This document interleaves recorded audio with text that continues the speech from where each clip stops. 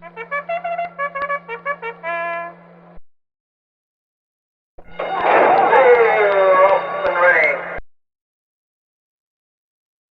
and welcome back to Billy Ho's Sports. We are jumping over to Oaklawn Park. We have the return of the Kentucky Oaks champion from last year, Thorpedo Anna, the filly that wowed us time and time again, back for another season, and I'm super excited to see her. It's going to be race number 10 at Oaklawn Park this Saturday. It's the Grade 2 Azeri. So don't forget, March 22nd begins our 7-race handicapping contest.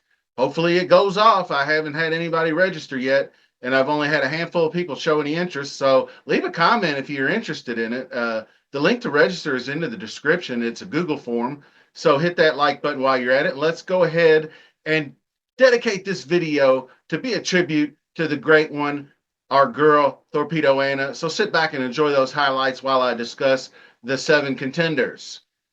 So breaking out of the one hole is our girl, Thorpedo Anna, Kenny McPeak, Brian Hernandez return on this awesome horse. I remember last year, actually, when I first saw her at Oaklawn Park, after watching her win the Grade 2 Fantasy at Oaklawn. And I told my mom, I said, there's your Kentucky Oaks winner right there, Thorpedo Anna, which her mother, my grandmother, is her name is Anna. So horses with Anna, Fast Anna is the, mare. So main thing is, my granny was a country girl who knew her horses well. So once Thorpedo Anna sweeps all the major races in the 3-year-old filly division, obviously, and including, of course, that great Kentucky Oaks in the slot coming down the stretch where she just powered home and nobody could get to her. She was challenged quite well on a compromised surface. It rained a lot. That track was pretty sloppy. So after that, she went on to other races, and such like the Acorn Cotillion. But the race at the Travers at Saratoga was when she set her eyes on the boys. And I mean, she nearly pulled it off. She stalked that pace, saving ground on the inside, made the turn for home right next to, or just maybe a length or two behind her in 5th was Sierra Leone. And she outran Sierra Leone and was closing with a fury on fierceness and got to within about a head or neck or so. So I thought, for what it was worth, that the way she took off against Sierra Leone was pretty damn impressive, but she couldn't close that gap on fierceness. And then Sierra Leone turned the tides on all of them in the Breeders' Cup Classic, obviously, and the rest is history. But so this race pretty much to me feels like a glorified exhibition, which is fine. We need to get these horses out on the track. Fanfare, it does a lot to promote the race. So I'm glad she is back. I'm hoping she'll eventually actually try the BC Classic maybe this year. But she should easily walk the dog in this one, no problem. But we will go over the rest of them because there are some good fillies and mares in here. Alpine Princess could be the top challenger. She closed 2025 with a really close second, lost just a head bob, and then debuted 2025 with a similar result. She was closing to Recharge, who is entered here and fell just short at Houston versus Grade 3 Company. Number 3, Jody's Pride, debuted at 7 furlongs in the inside info at Gulfstream Park. Pretty tough field.